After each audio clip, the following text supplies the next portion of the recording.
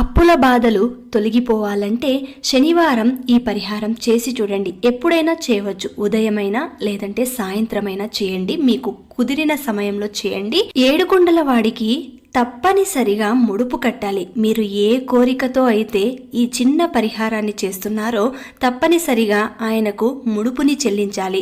అది పసుపు వస్త్రంలోనే చెల్లించాలి. కాబట్టి పసుపు వస్త్రంలో ఎంత డబ్బులు ముడుపు కట్టాలి అని మీ మనసుకు అనిపిస్తుందో అంత మాత్రమే కట్టండి. ఆ తర్వాత ముడుపు కట్టినది స్వామివారి ముందు ఉంచి ఆయనకు ఏదైనా తొలగిపోవాలంటే శనివారం ఈ పరిహారం చేసి చూడండి. ఎప్పుడైనా చేయవచ్చు, ఉదయమైనా లేదంటే సాయంత్రమైనా చేయండి, మీకు కుదిరిన సమయంలో చేయండి. ఏడుకొండల వాడికి తప్పనిసరిగా ముడుపు కట్టాలి. మీరు ఏ కోరికతో అయితే ఈ చిన్న పరిహారాన్ని చేస్తున్నారో తప్పనిసరిగా ఆయనకు ముడుపుని చెల్లించాలి.